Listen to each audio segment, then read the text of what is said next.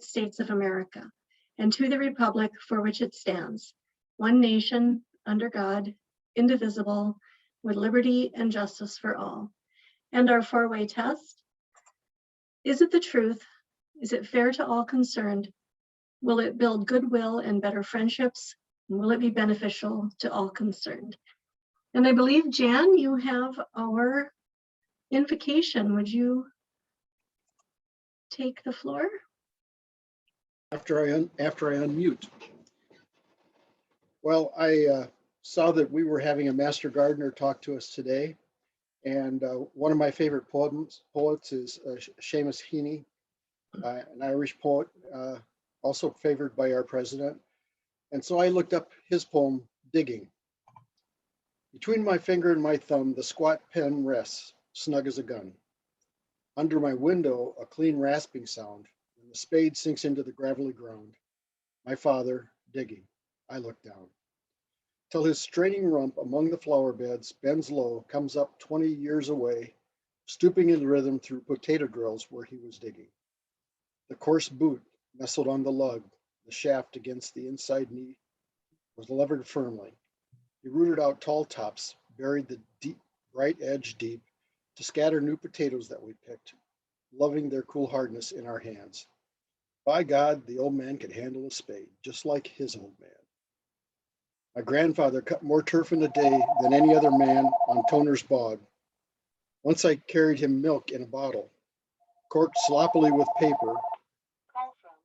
He straightened up to drink it and then fell to right away. Pardon me.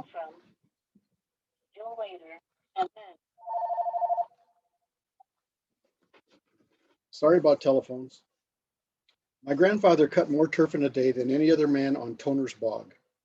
Once I carried him milk in a bottle, corked sloppily with paper. He straightened up to drink it, then fell to two right away, nicking and slicing neatly, heaving sods over his shoulder, going down and down for the good turf, digging.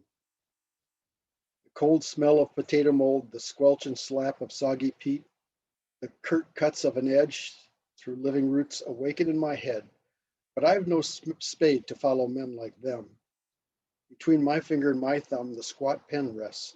I'll dig with it. Thank you, Seamus Heaney. Thank you very much, Jan. I like the sound of that, like slugging in the mud. All right. Just want to share a quick history picture with you here. And then, Lynn, I will turn it over to you after that. So this is a picture from the 94-95 presidency. And the theme that year for Rotary was Be a Friend. And there's some great name mentions in here. George Krinke was president-elect. Colleen Reisted was club service number 1. Let's see, Don Silverta, vocational service. Galen Bender, international service. And Tom User was the current Rotary Foundation giving chair. I'm happy to share, Tom. We lost our picture. Oh, you did? Oh, you sure did. Oh, it automatically took over. I got hijacked. Well, you get to see the other stuff too. All right. I'm gonna quit sharing. Anyway, so Al Judine is mentioned in here. He was a group study exchange team leader to Sweden. Roland Wilsey, Don Craighead is mentioned. So it's just all of our old favorites in here. These are lifelong Rotarians. I had the privilege of knowing many of them and still do. And I'm proud to be in association with you. So, all right, Lynn Scott has an exciting update for us. You can go ahead and share your screen about the green team.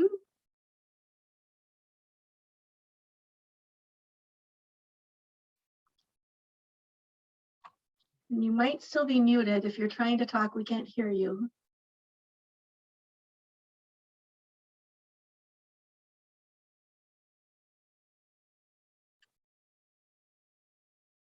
Lynn, you're still muted. Unmute. There we go. I'm sorry for the muting. I got all the way over to the screen, then I had to go back. Well, everybody, today we're launching our Roseville Rotary Cycle of Life project.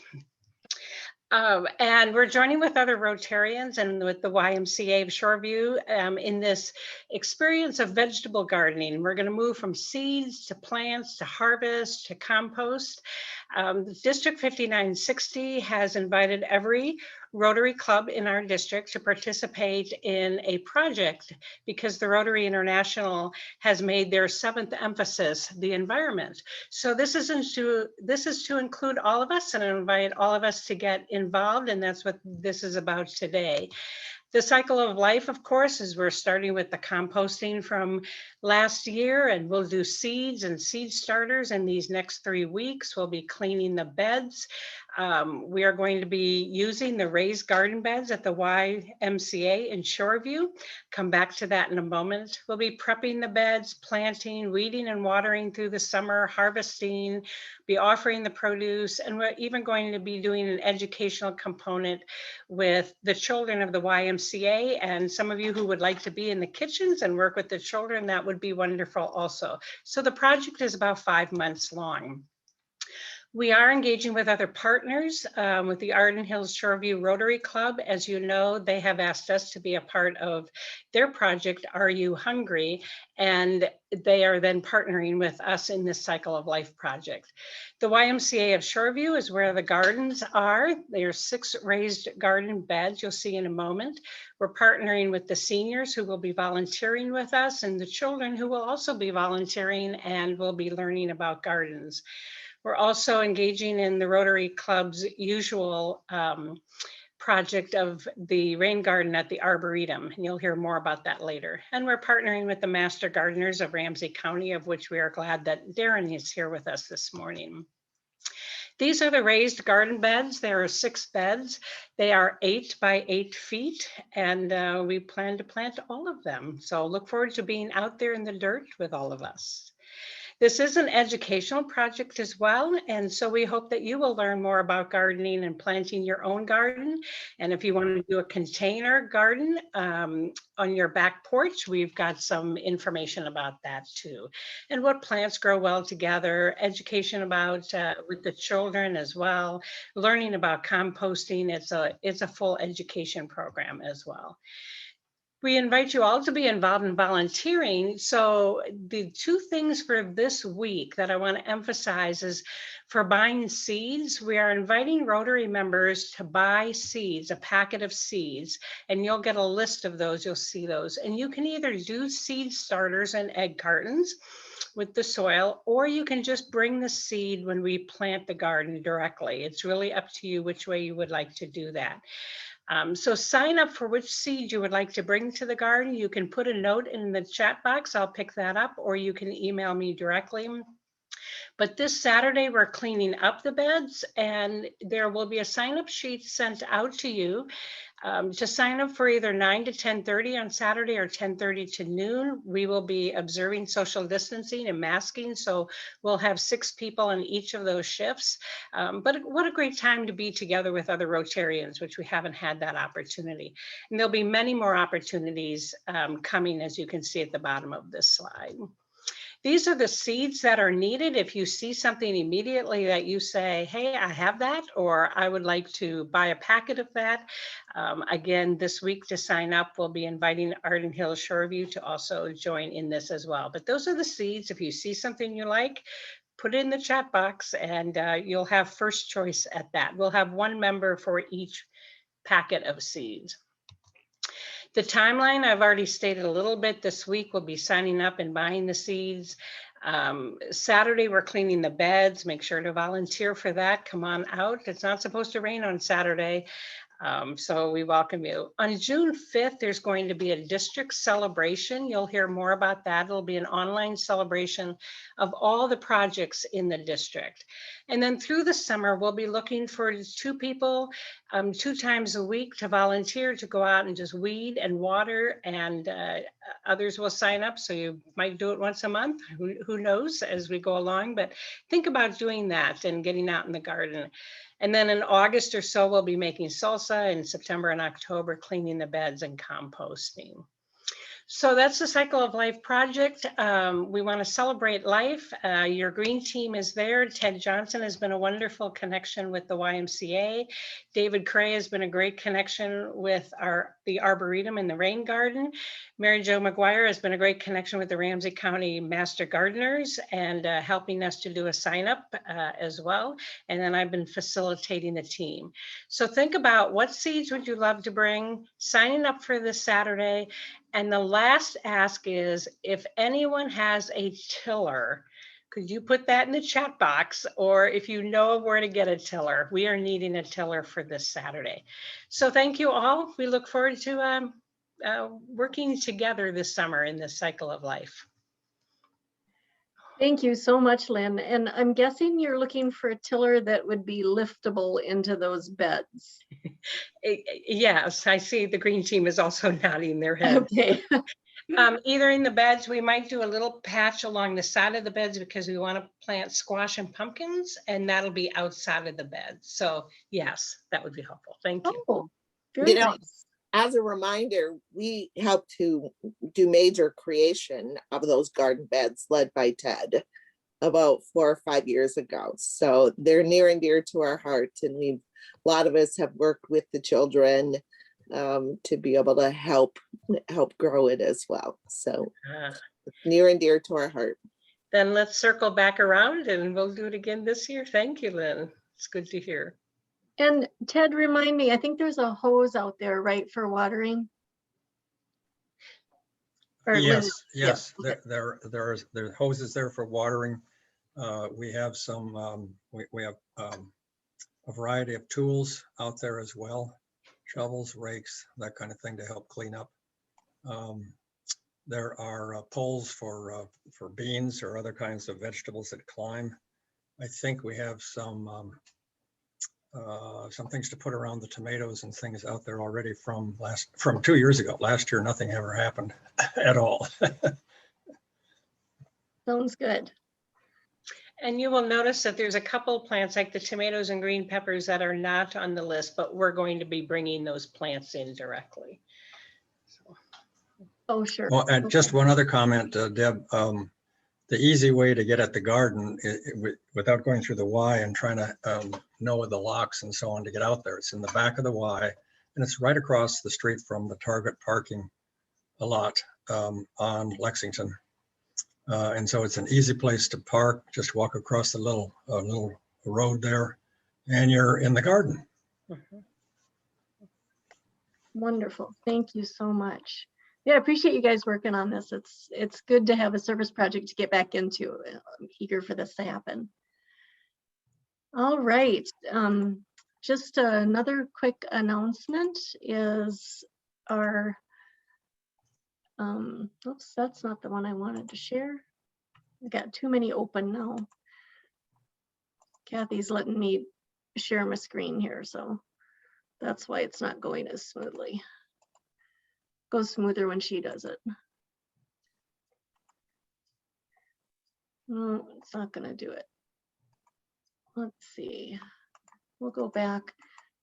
There it is, the End Human Trafficking Forum. I told you about it last week, but make sure it's on your calendar for Thursday, April 15th. And there's a registration to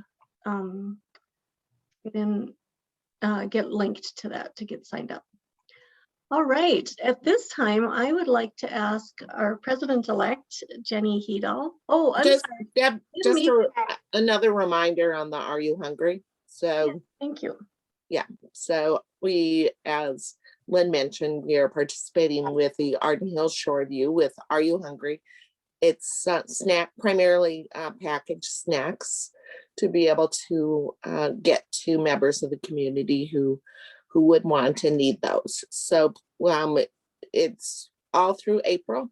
So please, if you have things that you're able to donate, that'd be great. If you can drop them at my office, 2027 Rice Street.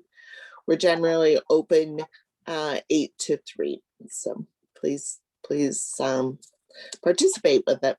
Thank you. Thank you, Lynn. I'm sorry, are there any other announcements? David, Yeah, just getting back into the swing of service, we have that Roseville Rotary Snelling Avenue cleanup scheduled for Saturday, May 8th. It was in the email sent out earlier today. Just want to remind everybody to plan for that. We're going to have our brand new Rotary People of Action safety vest to wear. So if you're interested, watch the video and just show up on Saturday, May 8th, and we'll clean up Snelling Avenue. Thanks. thank you, David. Anyone else? All right, Jenny, can I turn this over to you now? You bet. I'm super excited to have Darren Lochner here today. And he's with the Ramsey County Master Gardener Program, going to give us some highlights and including information on spring into gardening and some tips for gardening here in these early couple months. So Darren, just turn it over to you. Sounds good. Can I have the screen share option available? You should be able to share. Okay.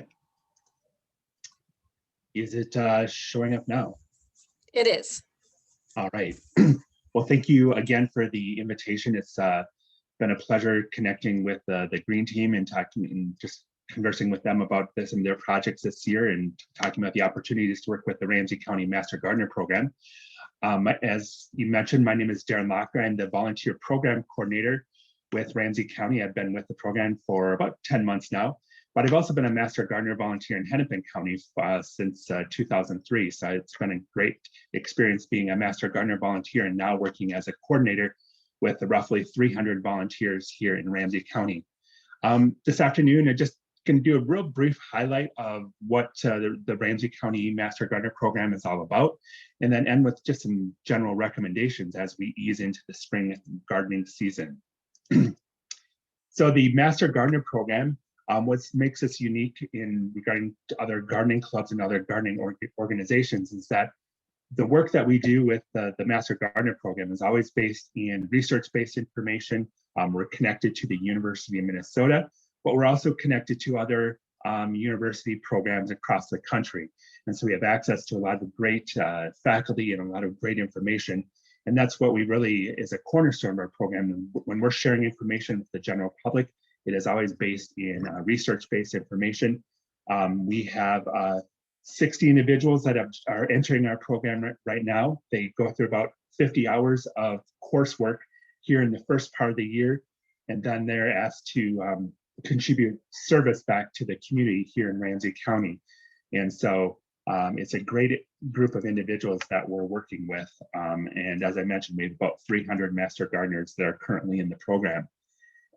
The state Master Gardener Program, we have several different priorities that our programs are involved with. So it's traditional, gardening programs, but we also work in the area of, pollinators, clean water, climate change, biodiversity, local foods, and connecting people to their nearby nature. And so our Master Gardener programs are in a lot of areas in our community. So there's many different ways that our Master Gardeners are making a difference.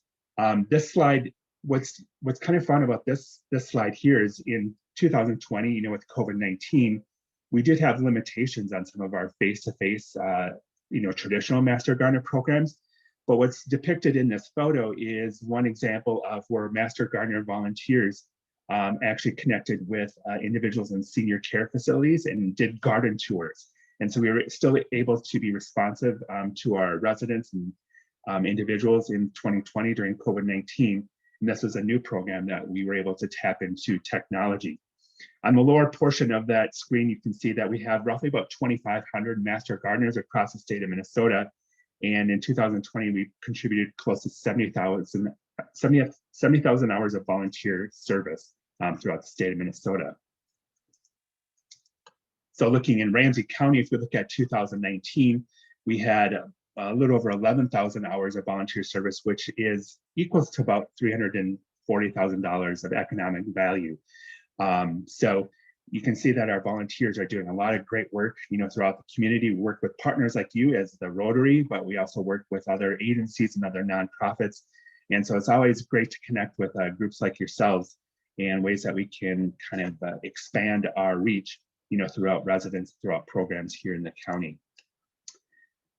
As I mentioned, with COVID-19, we had some restrictions with some of our traditional Master Gardener activities, if you think of like farmers markets and some of our community information booths, but we've really been able to pivot and look at ways that we can still be connected. And some of those ways, here's some of our traditional programs, some of our photos. We work at Habitat for Humanity. We were able to work with those programs this last fall and helping with some of the new homes and help plant the landscapes. We still were able to do some of our youth programs and some of our community gardens. We're just being able to pivot and keep our volunteers safe and still connecting with individuals and providing that basic horticulture information. This is an example of one of our Ask Our Master Gardener booths that we did last year, where we set up a TV screen and monitor at a local library, and individuals were able to come up to this table, ask our questions, and all our Master Gardeners were at their homes. We plan to have a couple of Ask a Master Gardener virtual sessions this upcoming summer, so you can tap into these Master Gardeners, which I think we're planning on doing those Wednesday and Saturdays from noon to 1, but I can get you guys more information. Would be an opportunity for, if you do have your gardening questions throughout the gardening seasons, that you can connect up with our Master Gardener volunteers. We've been doing a lot of our adult education programs online. To give you an example of what we've already done in 2021 here, we've presented over 50 education garden programs. We're working with community education programs, libraries, and other organizations, and we've reached over 1,600 individuals already in 2021. So we're really excited, even though we've had our limitations with COVID-19, moving all our programs to this virtual world has really been a way to reach out to more individuals. What I'll do at the end of this presentation is I can get this presentation as a PDF file, so you can refer to some of these links for more information. We are on Facebook. We do have a website that lists all our information of our upcoming classes as well. So just briefly touching on, as we're sitting here in mid-April, many of us are probably itching to get out there in our yards and gardens, thinking about all the different projects that we can do. I know hearing some of the conversation that was going on before we started, the Easter weekend, the temperatures in the 80s, I think it was kind of a teaser of what could be coming around the corner. But reality in Minnesota, as we look at the temperatures this week, we have potential snow. So it's kind of that roller coaster time of year where, it's people are itching to get out in their garden, but it's kind of my big word, or if I were to have a suggestion, it's that bottom word of patience. It's a good time of year to plan, think ahead, but not get too far ahead of the game, because with Minnesota temperatures, a lot of things can be happening. It can have a lot of cooler temperatures set in. This is a good time of year to think about pruning, but also wrapping up our pruning as a lot of our woody plants are starting to really have that growth spurt. It's a good time to maybe scale back on the pruning activities, but it's also a good time for planning ahead, thinking of all the tools that we have in our garages and storage sheds, making sure that everything is sharp and ready to go, thinking about our soil conditions, preparing for the year, and just thinking about what type of garden projects, what we might want to plant in the upcoming months. Soil test is a good way to really have that good foundation of making sure that your gardens are prepared for the upcoming garden season. And as what you're planning for your activities this upcoming weekend with the Gardens at the Y, is getting those gardens ready, removing maybe some of the weeds or some of the dead plants from the previous season, and making sure that you have a good soil base to work with and plant in when we start planting here in May. As I mentioned, with the roller coaster of Minnesota temperatures, there's ways to extend the season, but a good thing is just to proceed with caution and do have patience as we proceed into the spring here. Perennials, it's a good time of year. Some of those plants are just starting to emerge, is to think about dividing, digging them up, splitting them in half. I know I was doing that with some of my sedums this weekend, is taking a large clump, dividing it, and ending up with about 10 different individual plants that I could spread throughout my yard. So it's a good time of year to think about doing that. And just, again, removing all that extra, dead vegetation that's around, and thinking about what lies ahead. I've covered some of these things. The spring is a great time of year to plant. Getting those plants in and getting them well watered before we get into the really hot seasons or the hot temperatures of the season. Spring is a great time to get those plants in the ground. Lawn care, kind of proceeding with caution is a good thing until the grass really starts growing. You don't want to do a lot of heavy raking that could disrupt some of the grass that's in place. But knowing if you need to do some supplemental seeding, getting your lawnmower all ready to go. But yeah, it's like we're not quite out there ready to do the mowing and things like that, but really thinking of preparing for our lawn base is a good time. And I heard some of you talking about some ducks that are starting to think about that nesting season, but it's also a way to support other wildlife throughout our home landscapes and providing water sources, and also think about pollinators. How can we think about planting some additional annuals or perennials that can support those pollinators throughout the season. So as a recap, here's kind of our whole sequence of the gardening in the spring season. So it's a lot of planning this time of year, thinking about what lies ahead, getting all your equipment and your soil in place.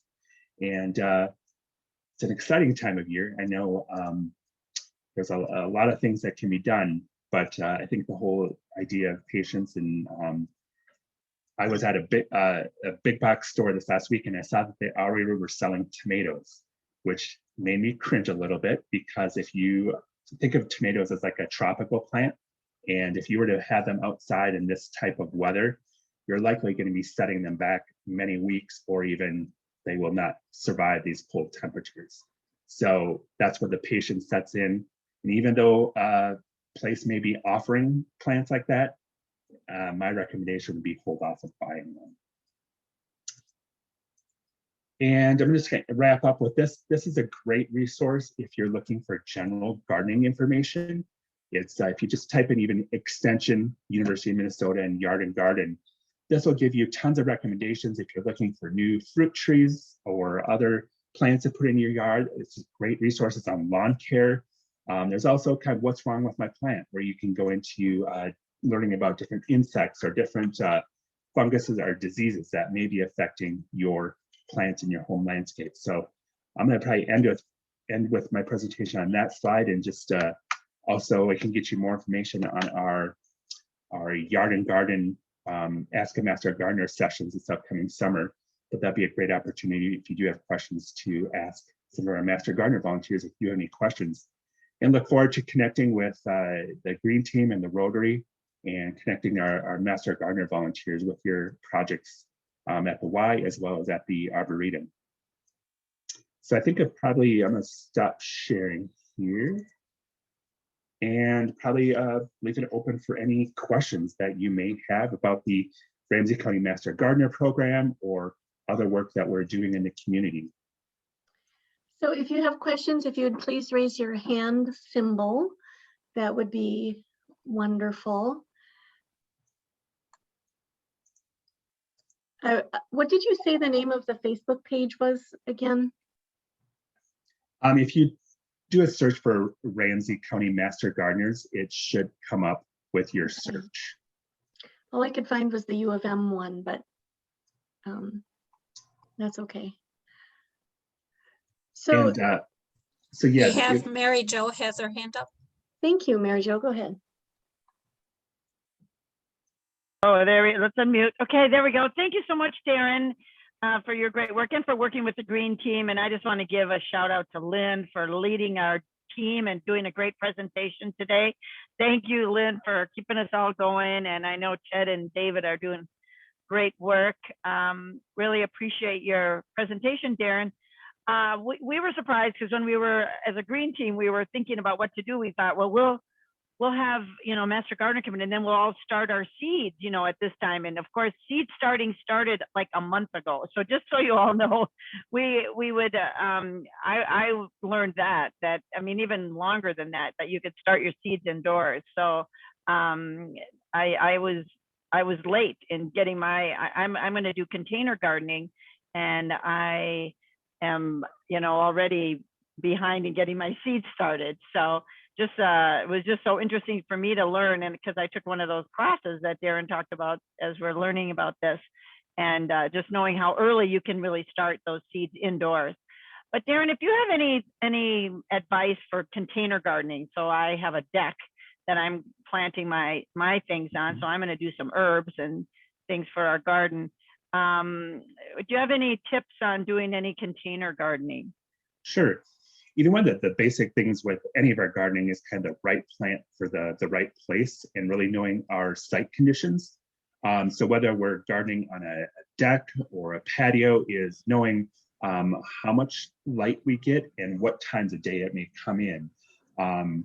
If it's just getting the morning light, they're with a lot of our vegetables and a lot of our other produce, they do require more full sun. So you're talking more 6 to 8 hours of sunlight. And so the sun is probably one of your more determining factors of having a successful, garden. If you're trying, you can still, have a lot of different plants out there, but if you're looking for more of that garden produce perspective, more your vegetables, you're probably going to be looking at that 6 to 8 hours of sunlight. Other than that, there's tons of other in container gardening. There's, the flowers and other things like that. Some of them that can, manage more of the shade or part sun conditions. But most of your vegetables do require a full sun requirement. And also just making sure that you have ample, pot size. If you're growing, I do a lot of my tomatoes in containers. And they do require fairly large containers just because of their root base, and they do dry out really fast in the summer season. So I've seen individuals try to do a tomato in like a 12-inch container, which just is not enough because of those roots. You're constantly, unless you can keep up on watering, because of things like tomatoes, if they do dry out, that does affect the fruit and how it forms, and you may have some issues with things like what's called blossom end rot. So you do want to make sure you have big enough containers so you can keep that moisture consistent throughout the season. So to answer your question, Mary Jo, I'd say really it's the light conditions and knowing what time of day that sun is coming through, and also making sure that your container is adequately sized for what you're putting in it. But there's so many different options. Someone doesn't have to have a physical garden space to have a garden. We always encourage you to think out of the box. If you be growing things indoors, or if you have a patio or deck space, there's still an opportunity to be a gardener and to get things growing. And thank you so much, Darren. And I should clarify, I said we were late. I said I was just surprised that we're going to buy tomato plants, because they are growing now, and it's better just to buy the plants than to do them from seed. But everything else that we're advocating that you start from seed, you can start from seed now, and that'll just help it, be that much further along when we get to plant them in the garden. So it just depends on which thing. I was just surprised to know that some things had already started months ago with seeds. So I'll be starting my seeds earlier next year, but I'm going to do some now, so I'm excited about it. So thank you. And often we think of gardening as a learning experience, and it's you kind of learn along the way, you experiment, and what you may do in one year, hey, you're going to learn to do in the next year. So the work that you're doing here in the Y Gardens in 2021, I'd encourage you to take notes and say what's working well. What's one type of vegetable that we didn't have in this year that we may want to add in the next year. So having those notes and comparing them amongst one another is definitely something I encourage for your group to do. Thank you. All right, we're going to do Jim Oslin next. Hi, Darren. Thank you for a very interesting practical presentation. I noticed a couple of your slides, you have the importance of keeping your tools clean. So why should I go home and tell my wife, Jill, she should keep her gardening tools clean? So, in some cases, you can actually transmit diseases and fungus, from plant to plant. It all depends on what the condition is. the University Extension website that I shared has some really good resources. Generally, it's a light bleach solution that you can use to wipe down your tools. You know, it's there's all different levels of, you know, sanitation. When it comes to gardening, you can be, you know, all on one side of the spectrum. I just know if I'm, you know, doing some pruning on, say, some of my, you know, some of my vegetables, like my tomatoes, where there might be a transmission of some fungus, that I try to, you know, clean them in between use. So it's, yeah, it's something that some people are very adamant about in terms of their, after each use, they're, you know, wiping their tools down. But it is a general recommendation, just so you're not transmitting, because generally sometimes if you're pruning off dead or dying parts of the plant that may be infected by a fungus or disease. So that's a good reason to keep things clean throughout the season. All right, we have a question from Jenny. Hi, we live in New Brighton and right in the suburb, but all of a sudden lately we seem to have a lot of deer coming through our yard the last couple of years, and they're nibbling on a lot of our bushes. What can I do? Oh, gardening with wildlife is always a challenge, and you know, fencing is, you know, even fencing isn't a foolproof, you know, plan with wildlife. Anything from your small voles and rodents, to rabbits, and up towards your deer. And there's a variety of different fencings. There's the, you know, the hardcore, you know, wire fencing, to there's more plastic stuff that can be relatively invisible. You know, fencing you don't want necessarily, you know, like you think of your snow fencing, which can be an eyesore. But in terms of, you know, individuals ask, what can I plant that's not suitable or not edible by, you know, wildlife? And my experience is, if rabbits or deer are hungry, they will eat it. And so there are sprays and different things that might have, like, say, hot pepper or, you know, other bad smelling elements to it that you can spray on, but anytime we get a rain, that washes off. And so the University of Minnesota website, again, has some different resources on gardening with wildlife, and it does address all the different things, ranging from fencing to things you can apply to your plants that can help deter them. But nothing is 100%, you know, a solution. And so sometimes you have to use a combination of different strategies to help deter or keep them at bay. Thank you. So that leads to a question that I have about Japanese beetles. Mm-hmm. We got a lot. Any thoughts about the control methods? They say those little traps actually attract more neighbors to come in. Yeah, with Japanese beetles, yet there's different schools of thought out there. You know, with the traps, the thought is that it may be trapping, but it also may be bringing in more Japanese beetles into your yard. This all depends on your gardening system, but I do the individual pick method. You know, I'm out there every morning and I use a soapy water solution, and then I'm just, you know, picking off the Japanese beetles. And once they go in the soapy solution, then they end up dying. But that's a lot. It's extra work, but there's some specialty plants in my yard that's the method that I choose, because it's just not practical to do.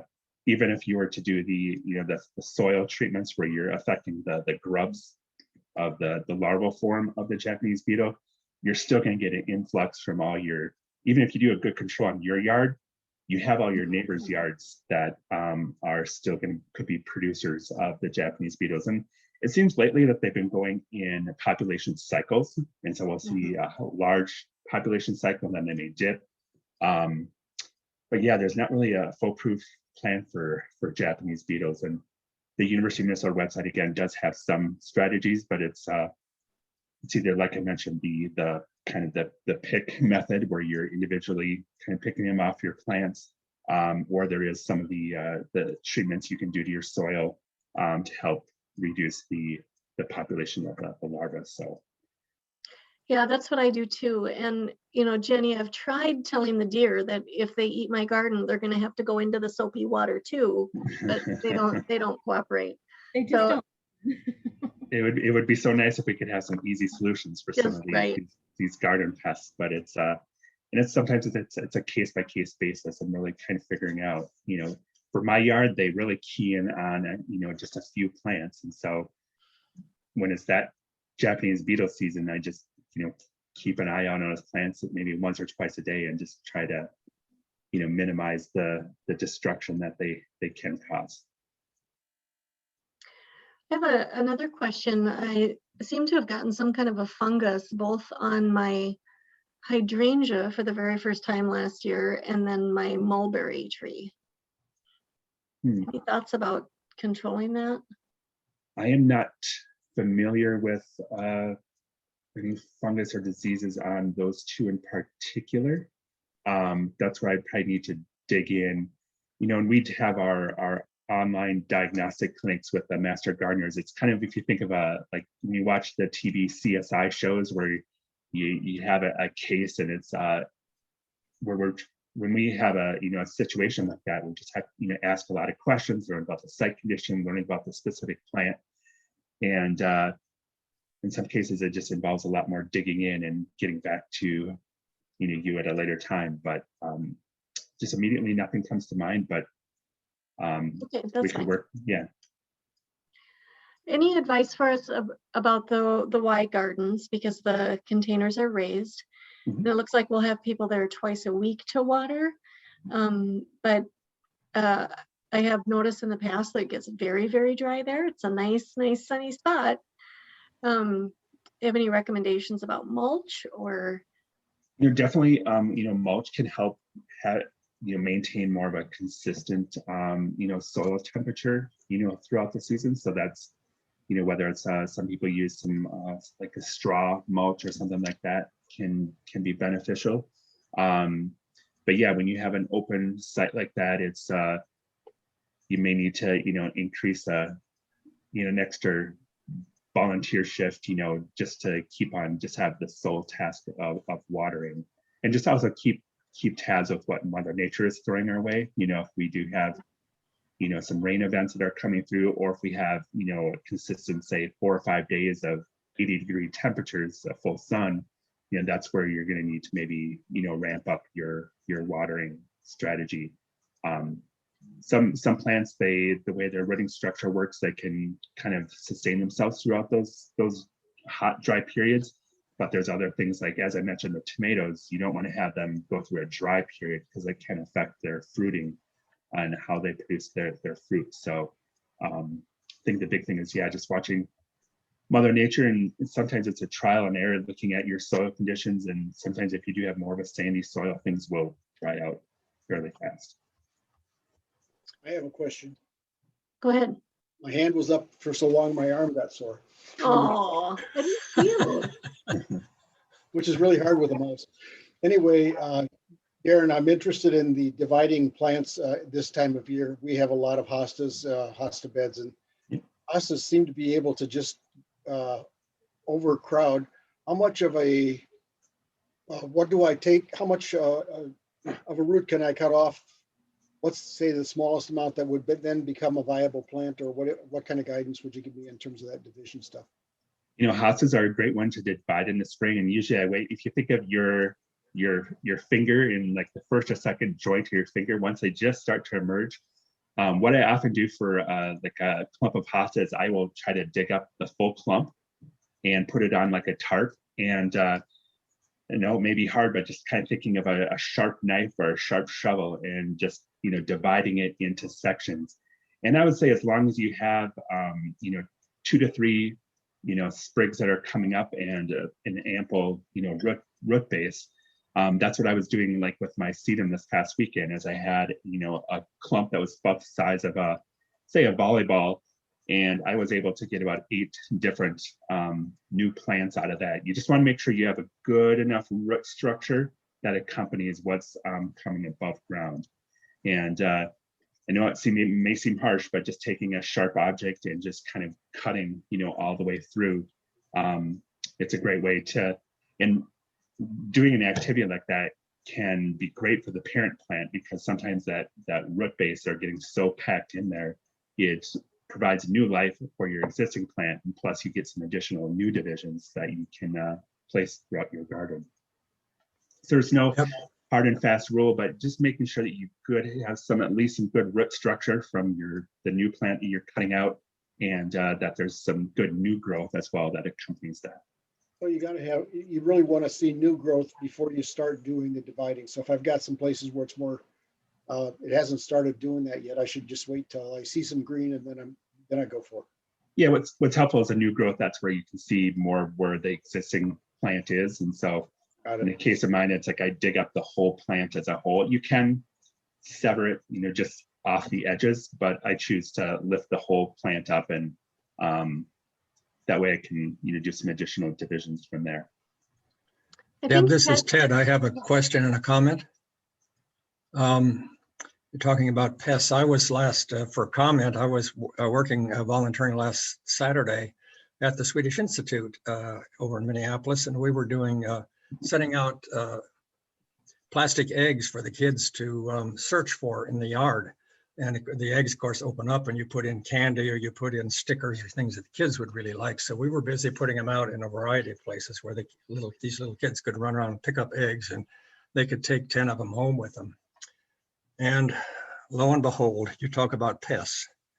What happens? But a squirrel comes along and picks up one of these plastic eggs and heads up into the tree.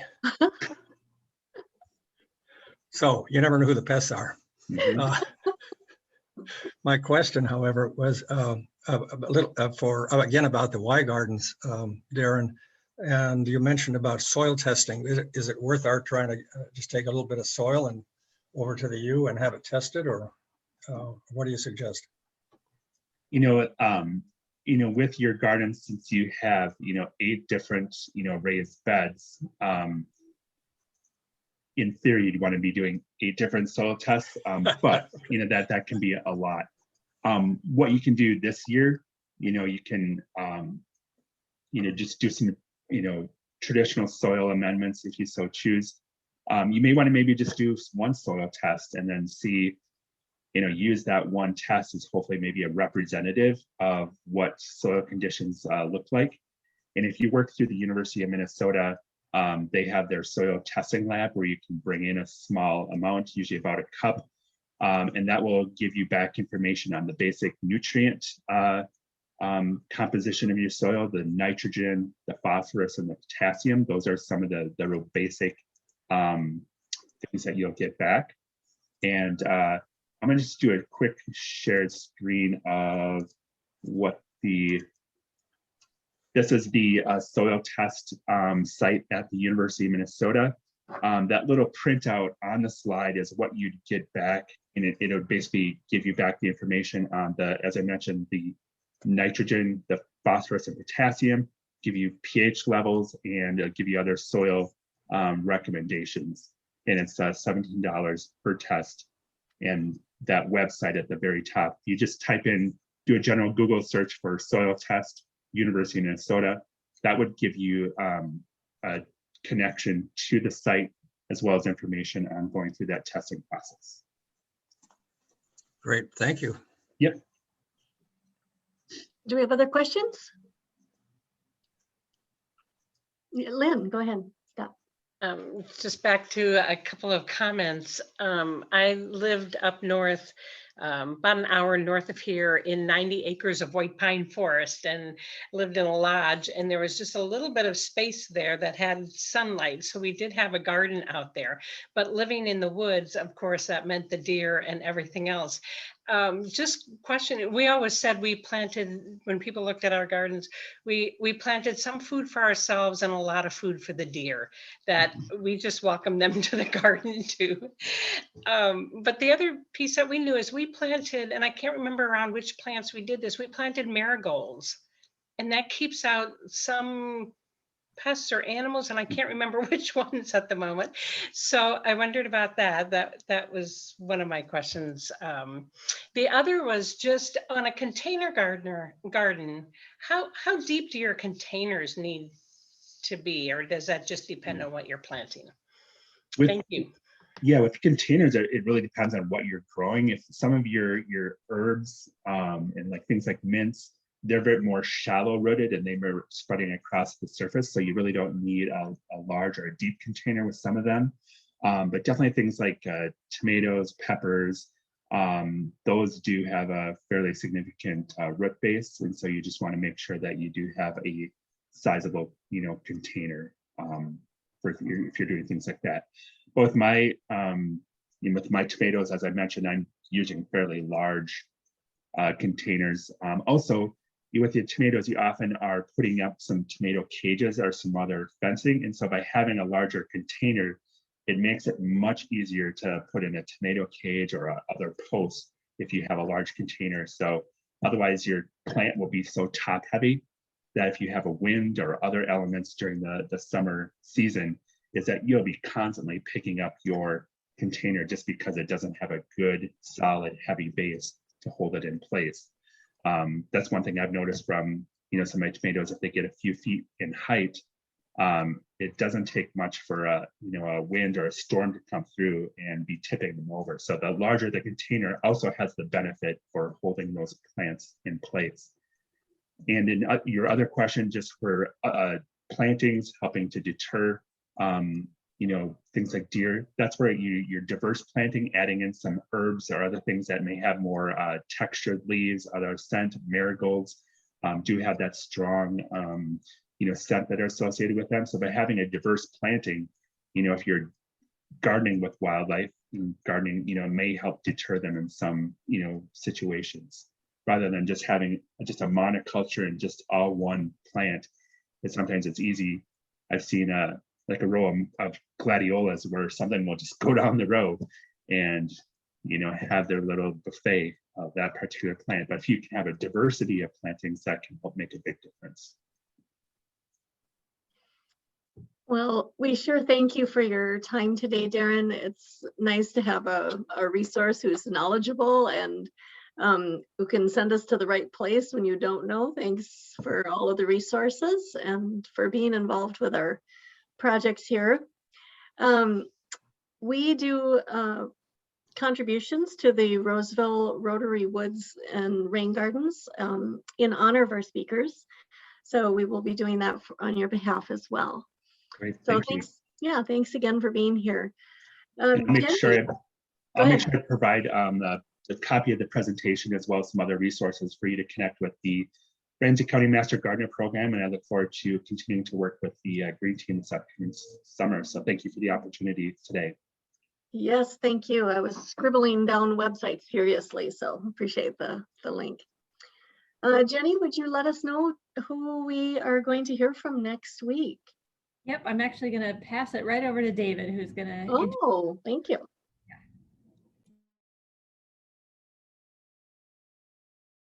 You're muted. Yeah, there we go. Sorry. So next week we're going to have Brent Susky. He is the project manager for the USGBC Minnesota chapter, which is the green building for buildings, for rating buildings and certifying green buildings. And he's going to talk more about what they're moving into, more into a healthy building for healthy people, for all people. So a little more, they're really pushing equity and sustainability for all. So he's going to talk about that next week. Excellent. Thank you so much. So everybody think about somebody you might invite as a guest who would have some interest in healthy buildings and